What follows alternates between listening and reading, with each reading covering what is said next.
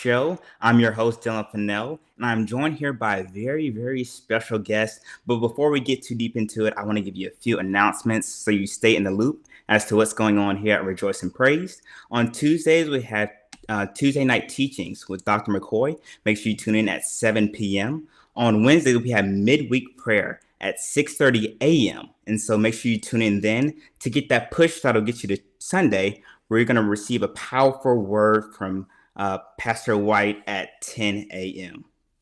Thank you, Lord, for bringing us to this day, Lord God. Thank you, Lord God, for giving Miss Bridget vision for this platform that would give us instruction on how to steward over our finances in a way that is pleasing to you. We know what to do with that first 10%, but that 90% we have yet to master. And so thank you for giving us this platform to be able to learn that and to do it in a way that is pleasing to you and gives glory to you.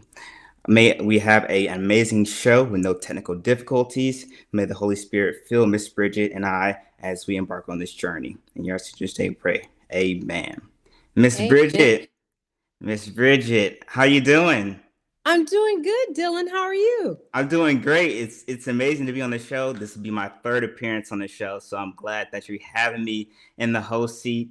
I know that you were telling me about what all it takes to bring put the show on. Finding great people, making sure to prepare with all the right questions and have the right links and everything. And so we just want to say thank you on behalf of the Fennell family, on behalf of the Rejoice and Praise family, everybody who's tuning in. We just want to say thank you and we love you. Oh, thank you, Dylan. It is Yeah. always a pleasure. I was so taken back when you told me, "Hey, I want to be in the host seat," and Yeah. I said, "Okay." So then I thought about it. I said, "Well, that means that I'm going to be in the hot seat. Yeah. So I better prepare." So I'm so gracious to be here tonight and with you. It is always a pleasure to be in your presence because you definitely have an anointing that I absolutely love, honor, and respect. Thank you. Thank you, Miss Bridget. Well, I've known you for years, and we're always getting to know more and more about each other. But for those who don't know you, tell us a little bit about yourself. Your background, how you made it to Rejoice and Praise, with it being literally 170 miles away. How did you end up here? And just give us a whole backstory how we got here. Okay, so by nature or by my trade, I'm an IT professional, and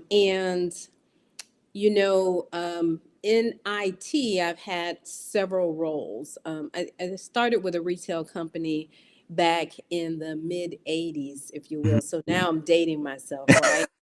And I've had several professions because I felt like there were no limits to what I could do if I put my mind to it, which is the same thing that I tell my children. Mhm. So, in addition to IT professional, I'm a former realtor, something I share in common with your mom, still Yeah. has a real company.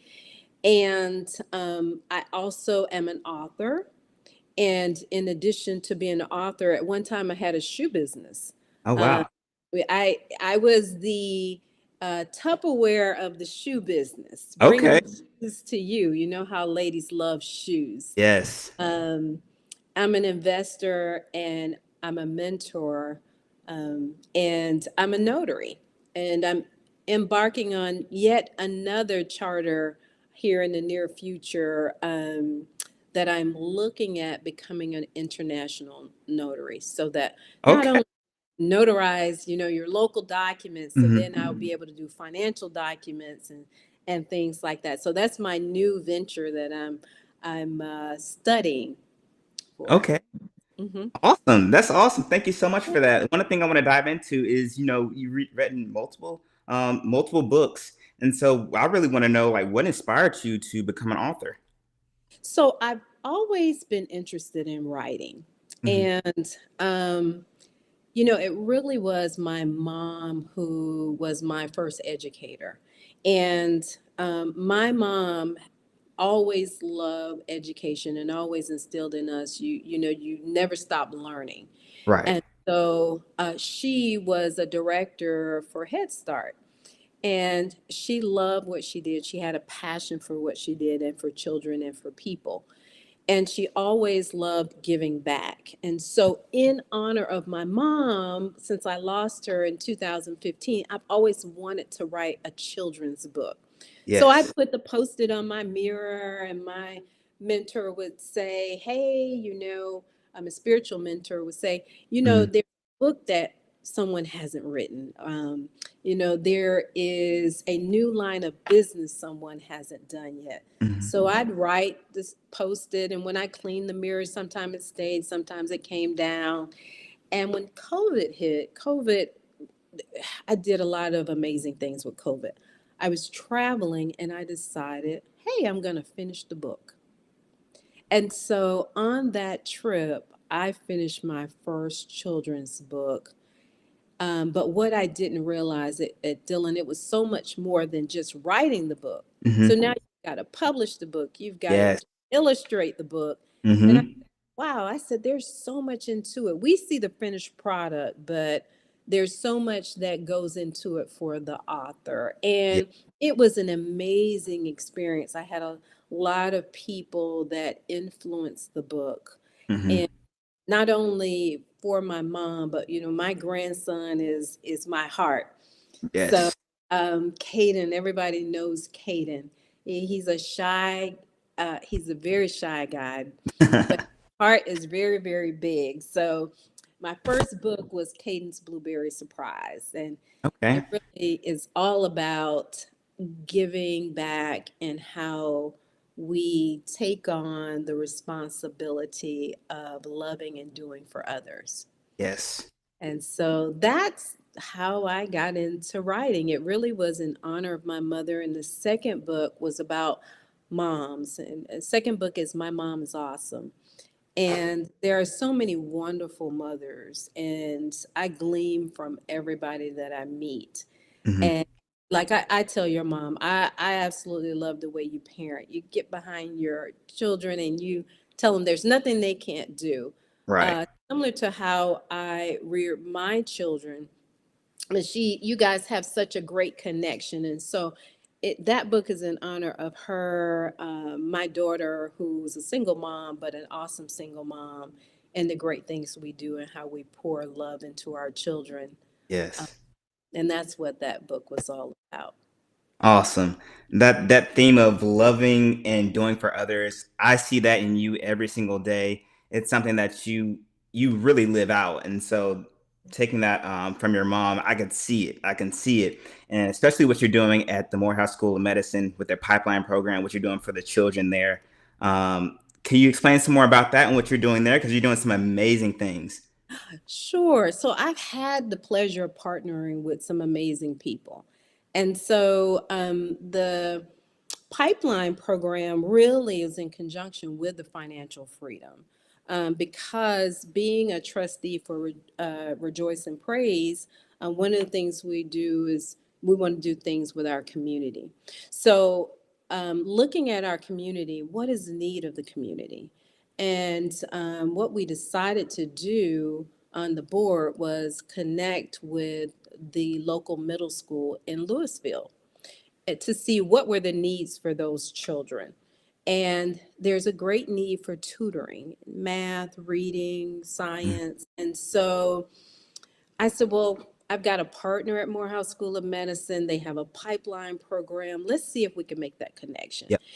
So I'm excited that almost 2 weeks ago to today, we connected with Louisville Middle School. And so we are going to be connecting with that community.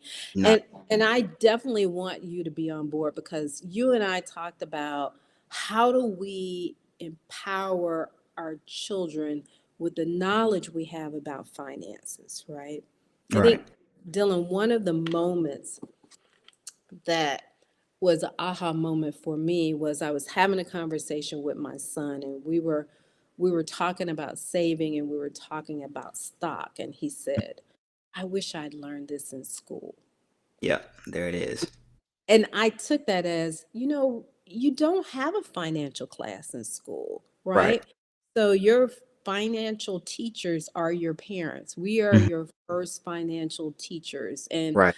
how we steward over our money, Mhm. in the prayer you were talking about, tithing and that 10%.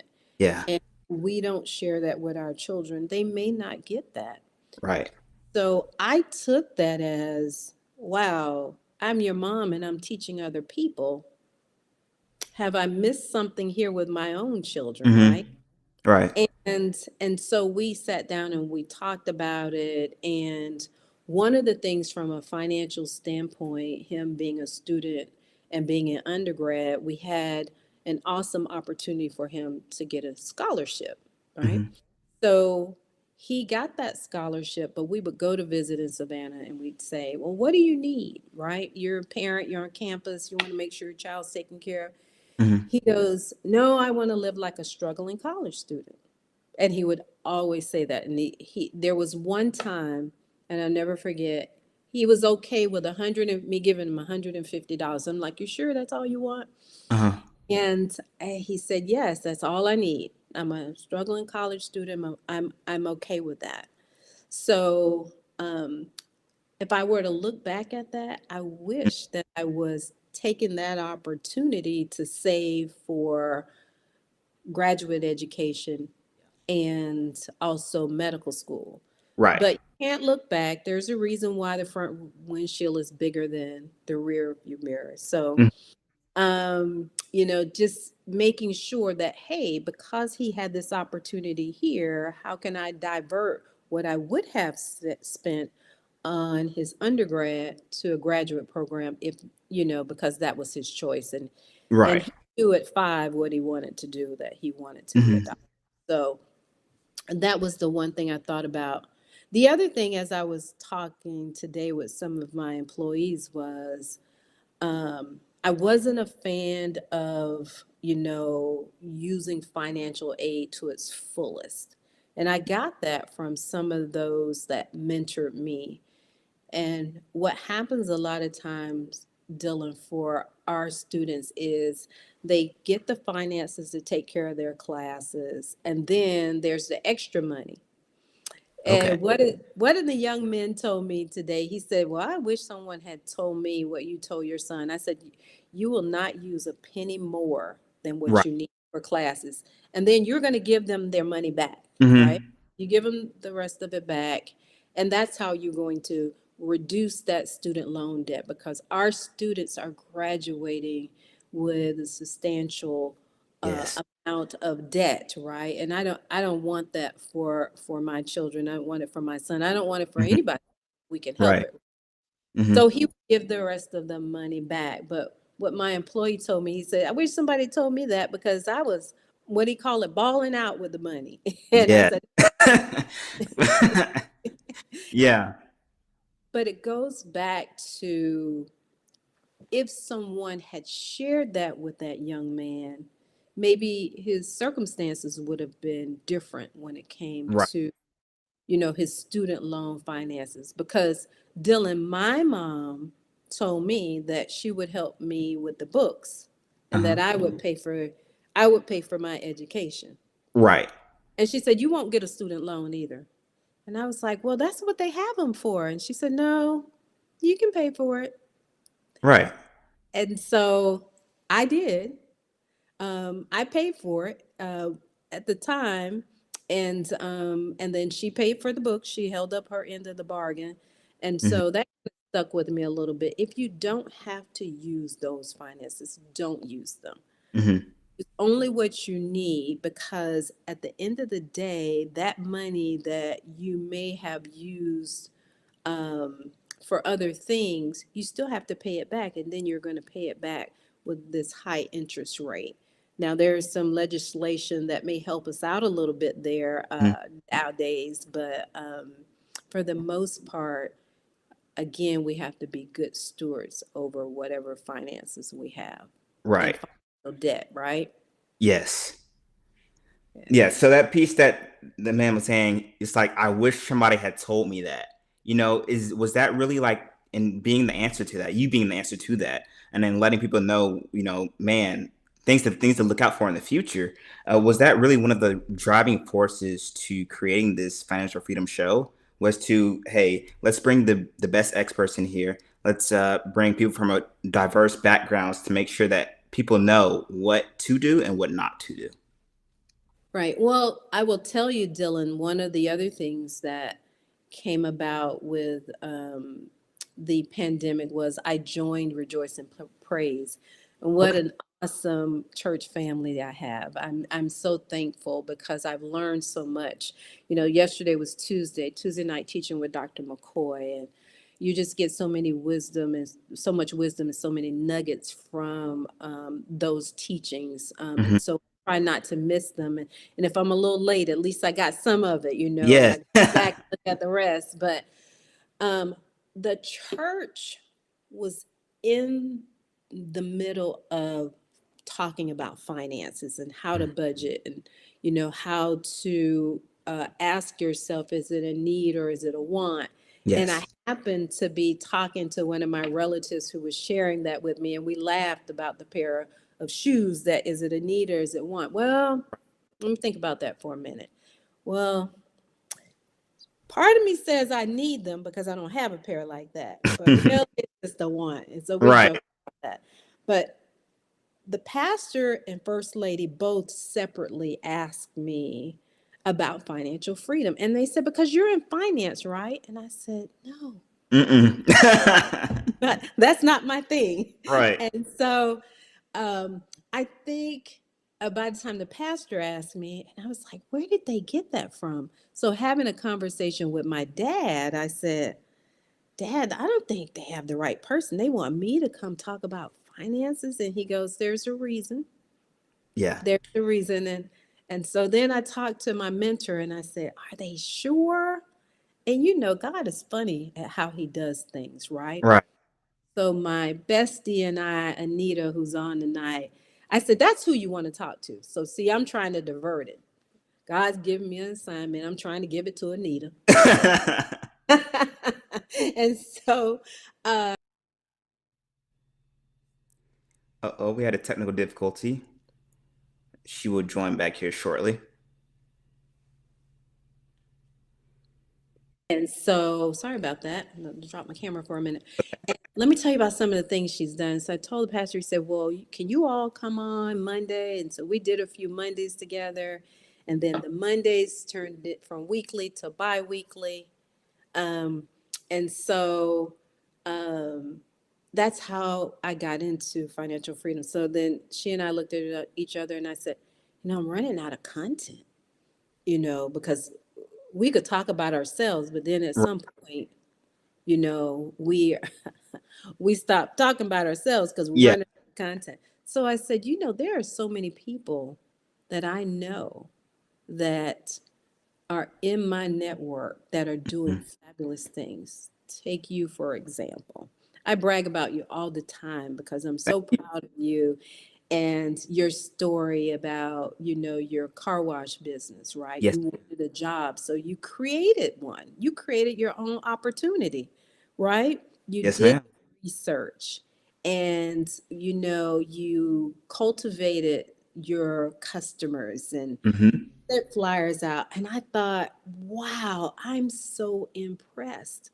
You know, I know some people who are much older who would not have taken that chance on Yeah. themselves. And so it is entrepreneurs like yourself, like Anita, who we need to know, I feel like, because we need to see more of us. That Hmm. helps our children, our neighbors, and our friends know it's possible. Yeah. Yeah. And Dylan, you know, when I looked at my first job, I made $4.50 an hour. Wow. And I was sharing with someone, I said, but I held multiple positions within that company. Um, Okay. and they helped prepare me for a lot of the things that I'm doing today. Like I Hmm. have a retail business, and I always forget about that. This retail business that I have. Hmm. And I was working for the retail company. It was about pricing. I was changing the prices. I could see how the ordering worked. And you Yeah. see how God was preparing me for the business that I would be able to run.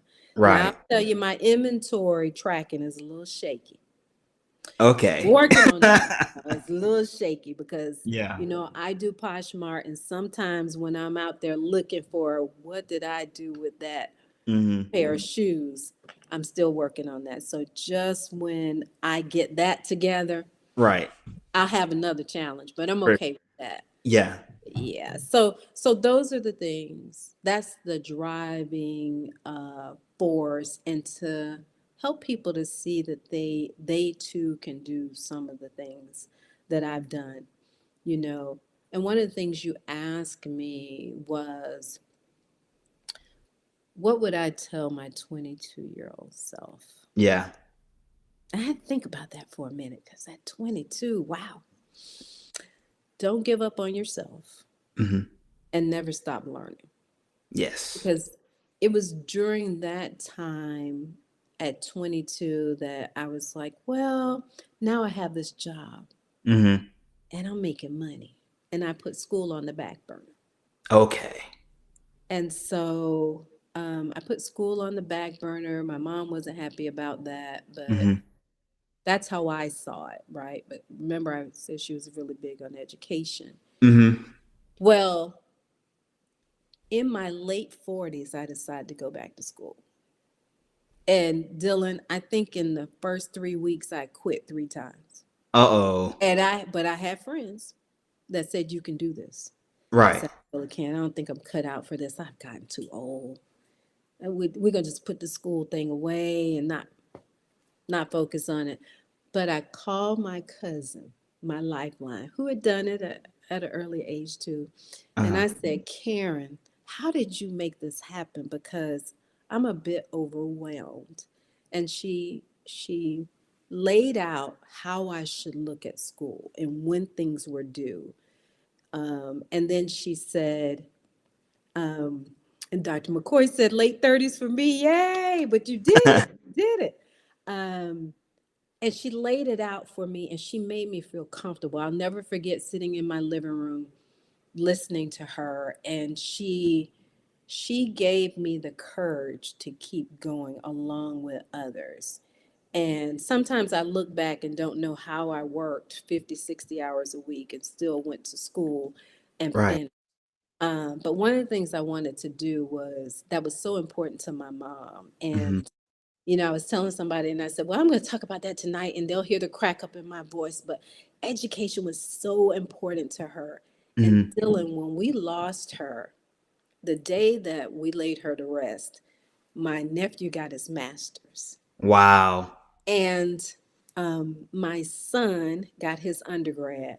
And then I got my undergrad. And we knew we had an angel in the audience, Yes. just Yeah. looking down and saying, you guys did it. So we were so thankful that, we could see it through because it was Right. her vision for us. Yep. That's So amazing. yeah, yeah. So never give up on yourself, and you're never too old to learn anything, Right. um, no matter what it is. And you know what? Don't be afraid to ask questions, Hmm. and to connect with people that may have the answers. I think sometimes we get in our own way with thinking, well, I don't want to ask that question because that question might be, they may think less of me. Right. You know, don't do that to yourself. Don't sell yourself short because a lot of times they may have a question to turn around and ask you, That's right? true. That's true. Yeah. So um, that's what I would tell my 22-year-old self. Awesome. That's great to know. After 22 years of just talking about that story, it sparked a thought as to what has been like the best financial advice you have received thus far. The best financial advice that I've received thus far was um, other than investing in yourself, right? Hmm. And understanding your business and keeping your eye on your business. It's been said that Oprah signs all of her checks, right? And Hmm. so if you're going to tell the good, you have to tell the bad too. And I think I've shared it on Financial Freedom that there was a time that I would set it and forget it, right? So I know this amount of money is coming out of my check, and it's going to happen bi-weekly. But Hmm. I took my eye off my account. And Okay. so there were some changes made to my account unbeknownst to me. Right. So I had to fight to get it back on track, but I Yeah. got it back on track. And so um, was the best advice. Don't take your eye off of your finances. And I know, as a Christian, it's not all about the finances, because I'd like to think that I'm a cheerful giver. And Hmm. so, giving is one of those things that I will always do. I It was instilled in me, you know, as a young child, Hmm. watching my mom give, just unconditionally. Now, with my kids, they'll tell you that Bridget will write you a contract for everything. Okay. I don't want them to think it's all free, right? So Right. we talk about our kids being entitled, right? And so there are some things that I'm going to do for them, and I want them to have the best, but I want them to know what it's like to earn it too. Hmm. And so I push that. So if you're gonna borrow some money from me, we got a contract. I need to know Right. when you're gonna get it back. Right. And so as long as you keep up your end of the bargain, I'm perfectly fine with that. If you don't, I move into other measures. Um, and Dylan, I've got one child that very strict about their finances. We Mhm. say he's so cheap he squeaks sometimes. Uh-oh. And then I have another one that she enjoys life. And I told her, I said, sometimes I have to let you bump your head. Yeah. And she said, why would you do that?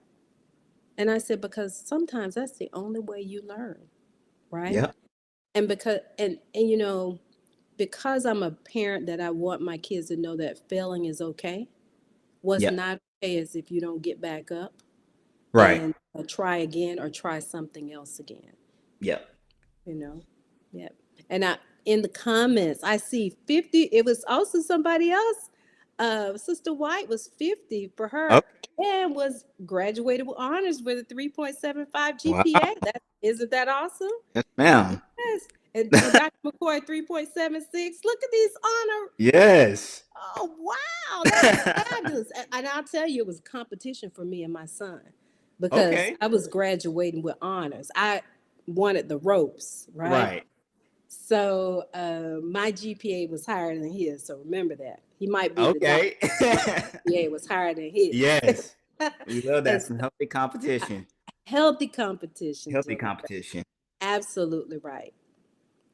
Yes. And one of the first things you said was, about the best advice you've received. And one of the first things that you said was investing in yourself.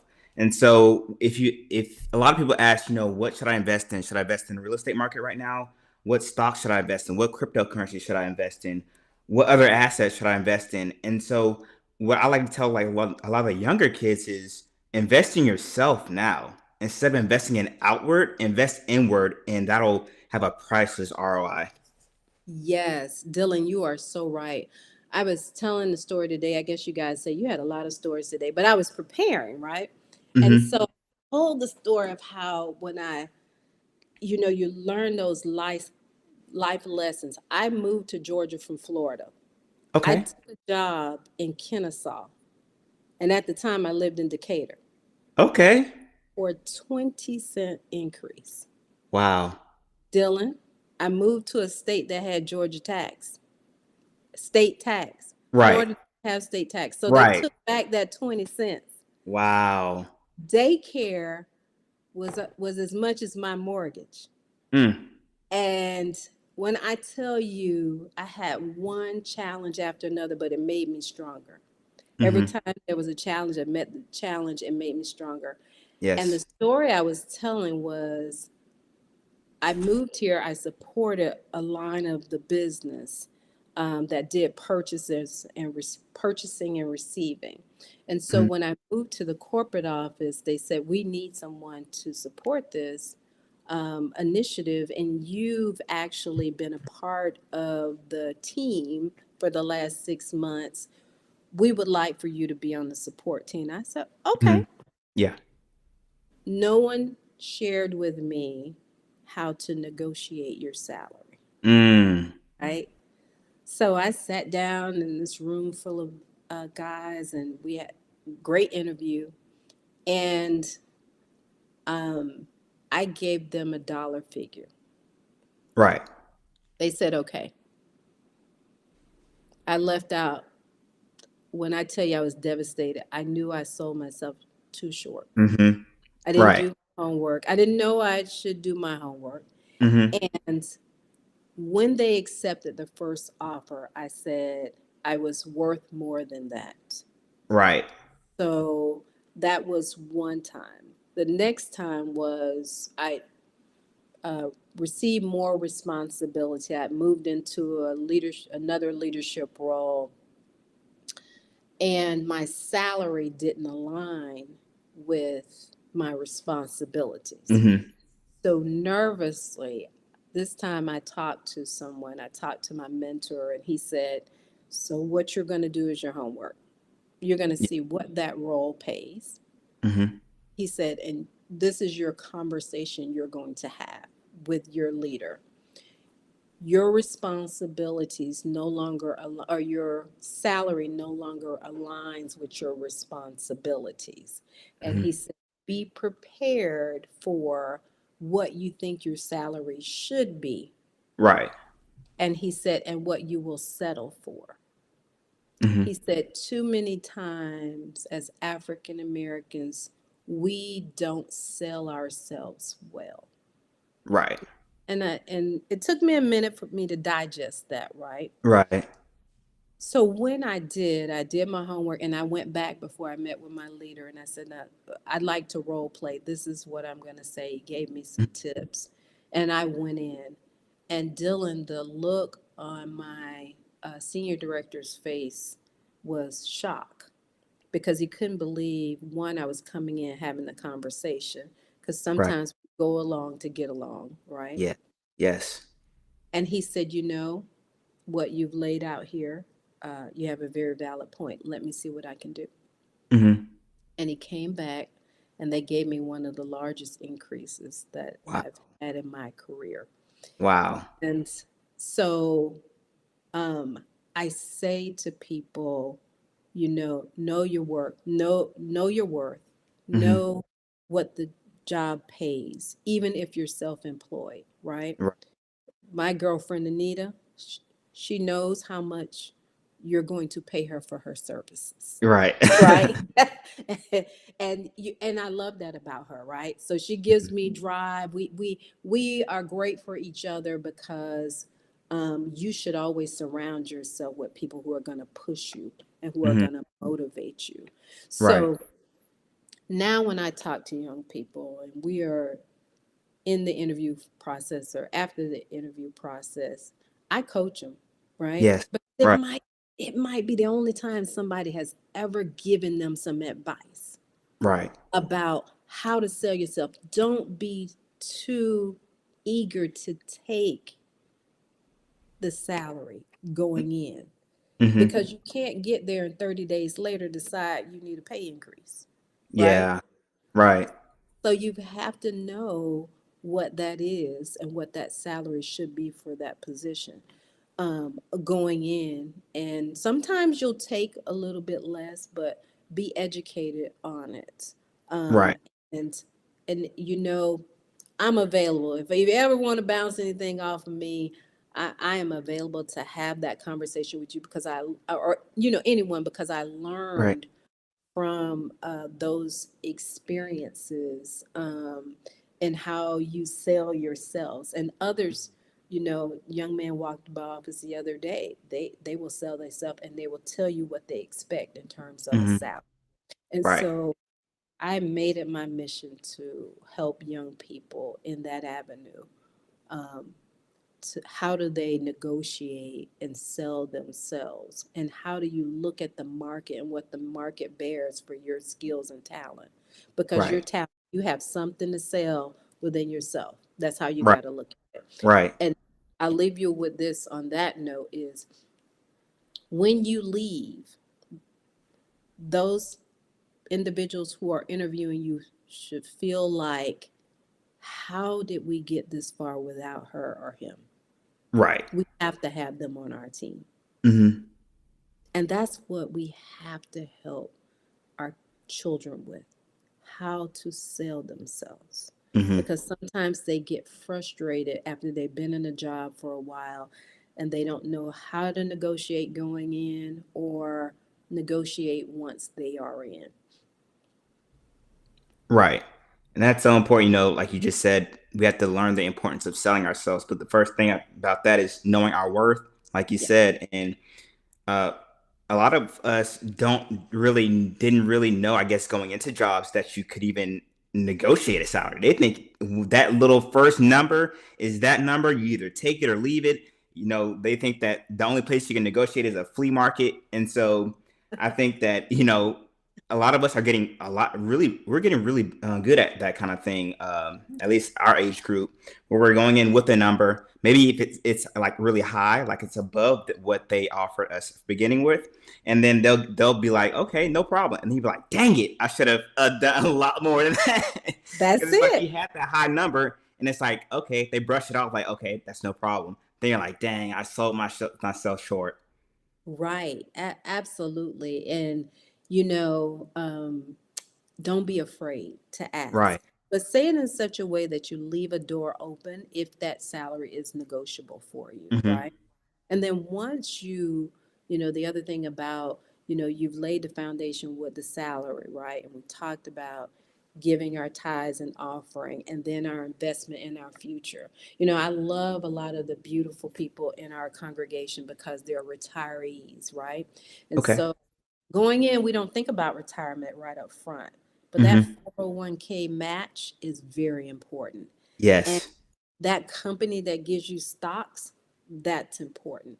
Hmm. If you have an opportunity to buy the company stock before you're taxed, and if they give you a percentage off, buy it, because it has been very, very beneficial to me throughout my career.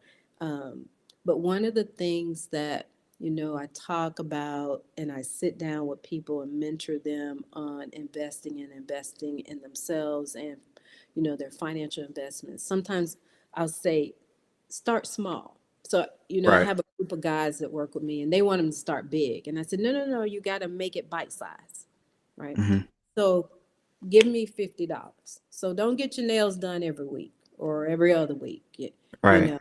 know, if you're going to get that pay increase, and my mom was adamant about this, if she got 25-cent increase, she's going to save a dime. Right.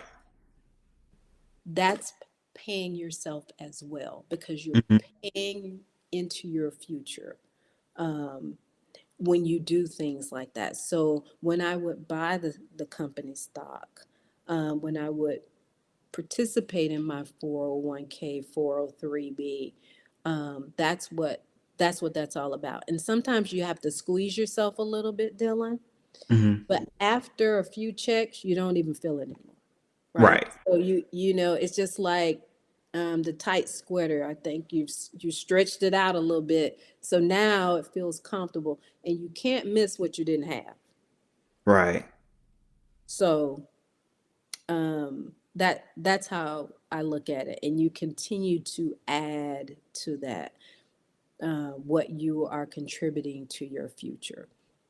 That's good. That's good. Like what you said, with whatever increase you get, set that to the side so you avoid like that lifestyle creep where you're getting increases, but your expenses are increasing as well. And so Hmm. you're basically just eating up whatever you just gained. And so that's really important. Also, that 401k matching the stock options, negotiating your salary, that's a whole workshop itself for the young ones. That's really good.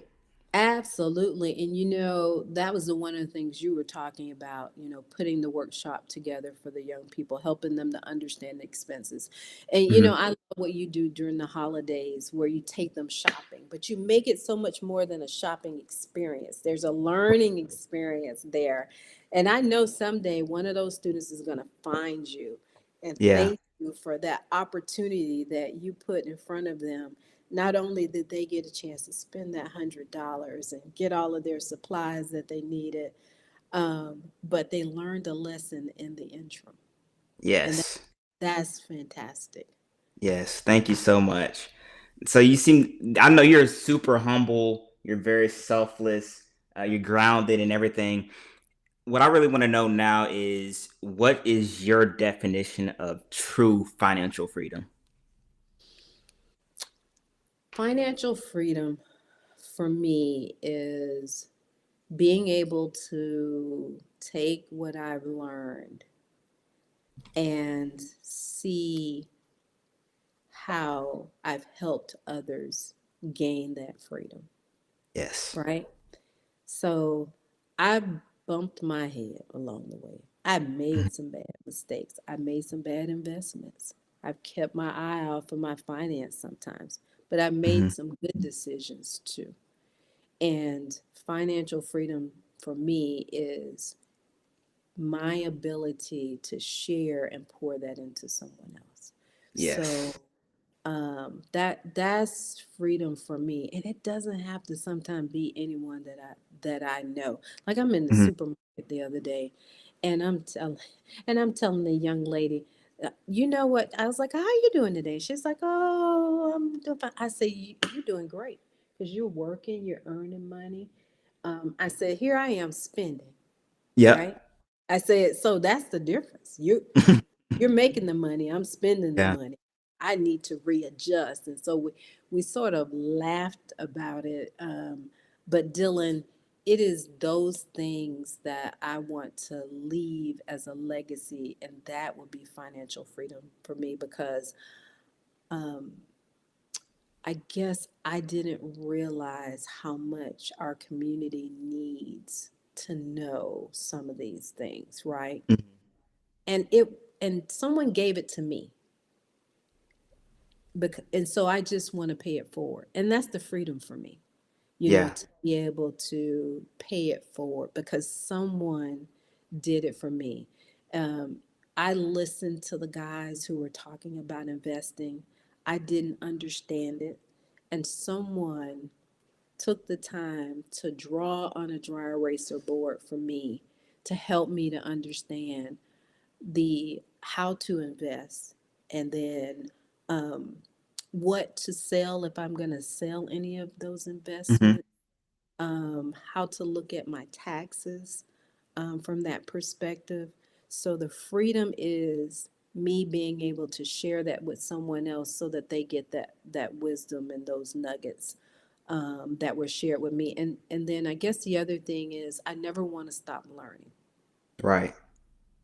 And I never want to stop learning. So that's what I would call my version of financial freedom. I love that because you're living in financial freedom right now. Hmm. And so, like you say, you want to pay it forward, Hmm. and it doesn't cost you anything to pay it forward. No, And so you're living in it now. And so I'm sure you're a lot more fulfilled because a lot of us have our financial freedom like way in the future when they get this many investment profits, when they get this many this many that. And so what's so powerful about your version of your interpretation of financial freedom is that you're living in it right now and you're hmm, continuing to build onto it every day. absolutely, absolutely. And I'll tell you something else as I was sitting down and preparing earlier today is, I wanted to be a broadcaster. Like Okay. I practiced doing the news when I was young. I took the mass media courses. Okay. And I thought I gave up on that dream. I thought, no, well, those people have to rehearse their lines, and Hmm. I kind of get shy with reading in front of people sometimes. But God gave me this platform. Yes. I'm a broadcaster. You're the host today, but Right. but I get to share. And I get this opportunity to share my friends, what they're doing, and people I've met with everybody else. So I didn't give up on the dream, or at least God didn't give up on the dream. He knew the Right. plan He had for me. And Yes. so what's funny is I said, well, God, I'm about done with this season of financial freedom, and then I could start doing something else. And He said, I didn't tell you that. I Right. didn't tell you you were done. And and I said, okay, You're okay. right. What do you have next for me? And Dylan, every time I think, well, maybe this season is about over, and we've talked about financial freedom, and everybody has it, someone comes to my door, Wow. and it's another opportunity. And they're standing there, and I'm thinking financial freedom. They're talking about Hmm. something totally different. And I'm Hmm. thinking, we need to share this, Yeah. with our audience so they know what it's like to start a car wash business. They Hmm. know what it's like to start a nonprofit where you can take education into our school systems Right. and share it with the students. Hmm. Or I don't know if you saw the one with one of my peers, Jason Andrews, where he takes his finances and split it up into a third, a third, a third. Uh-huh. And, you know, from that financial freedom session, there we've started a mentorship with two individuals at work who Wow. want to learn about investing Awesome.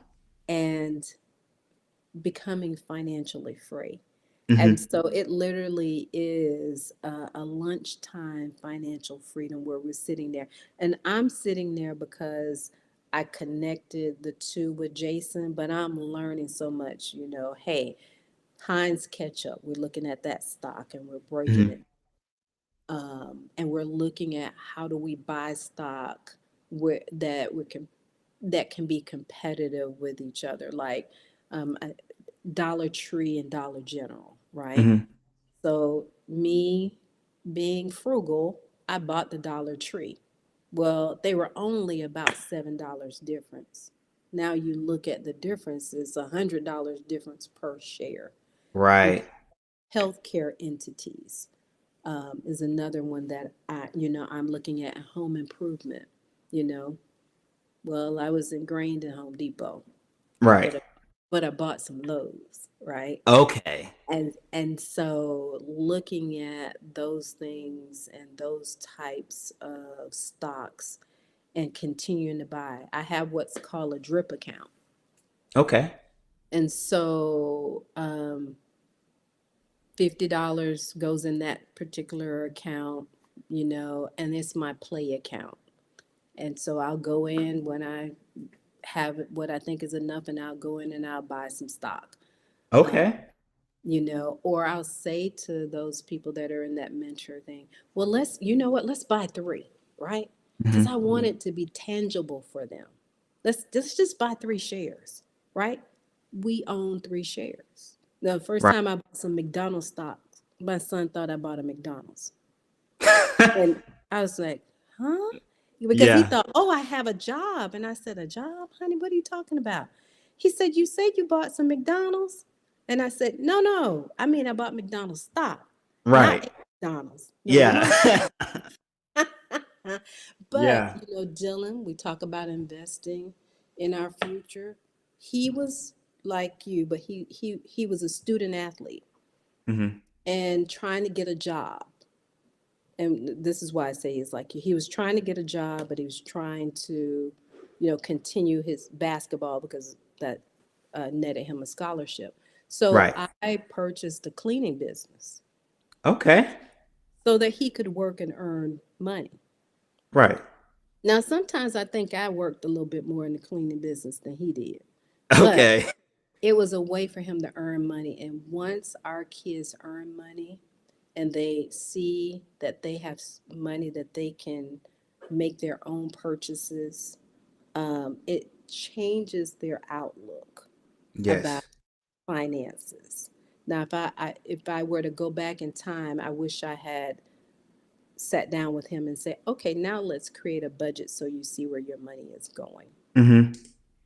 But yeah, those are the things that that are just drivers for me.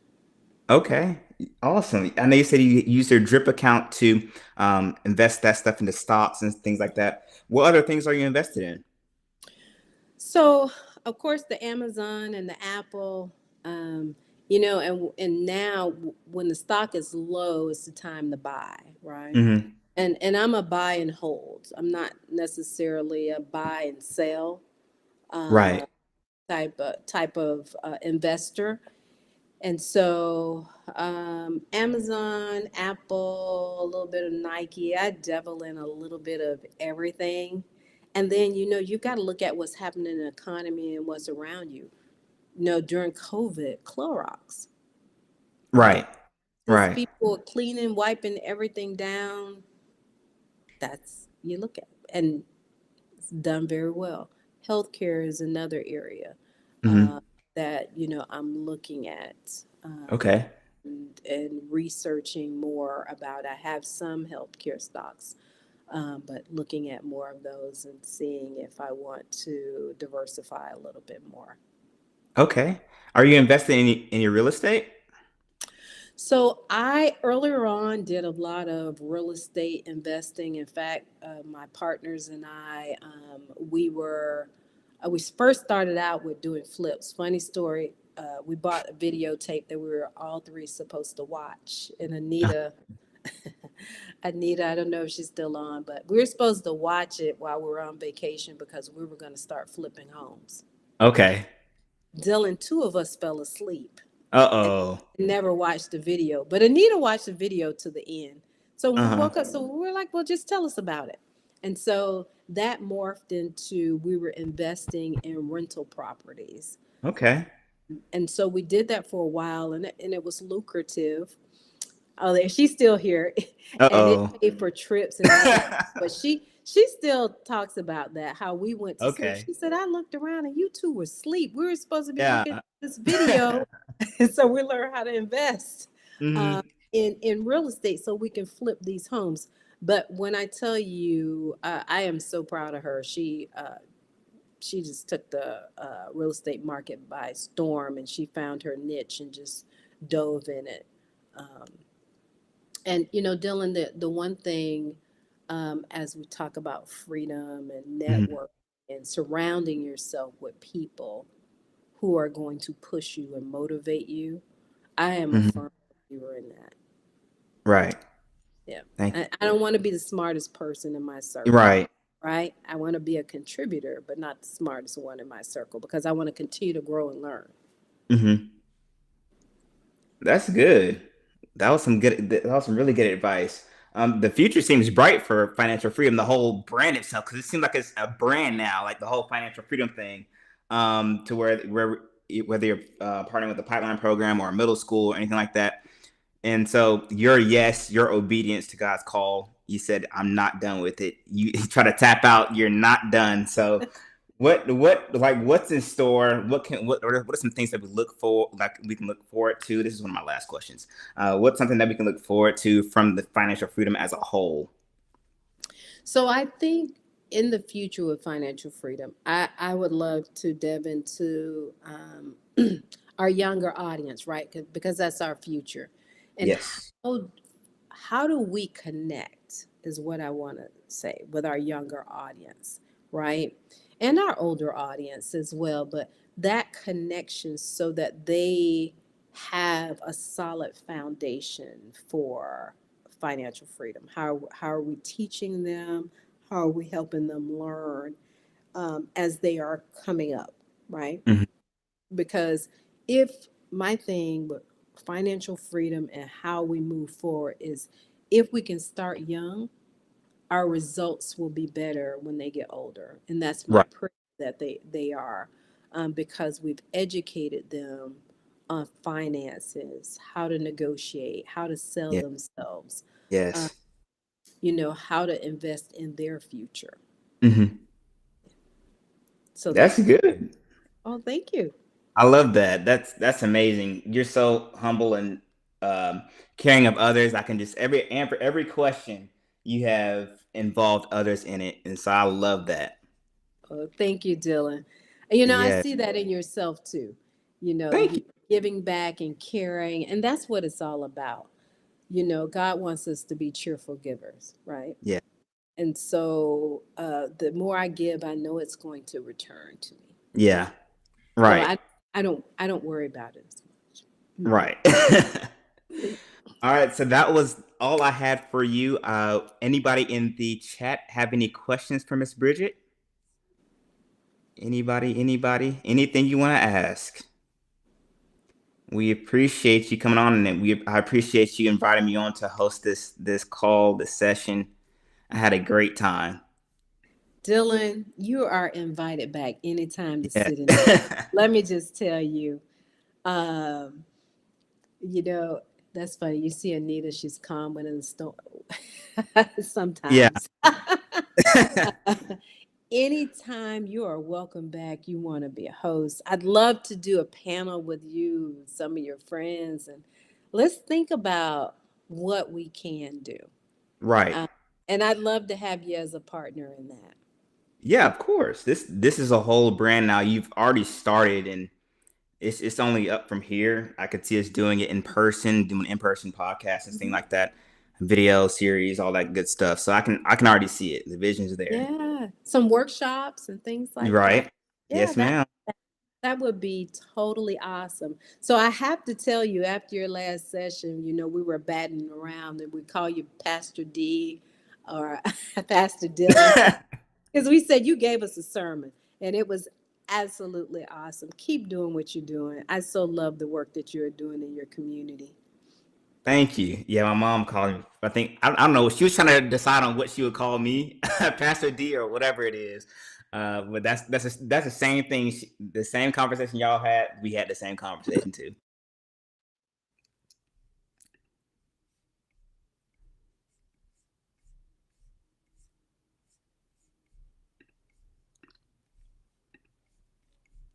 You still there, Dylan? Yep, Yeah. I'm still Okay. here. All right. Sorry about that. All right. That is too funny. Well, I certainly thank you for your time this evening. Yes, and we thank you for your time as well, and thank you for your obedience to God for this vision. Thank you. All right.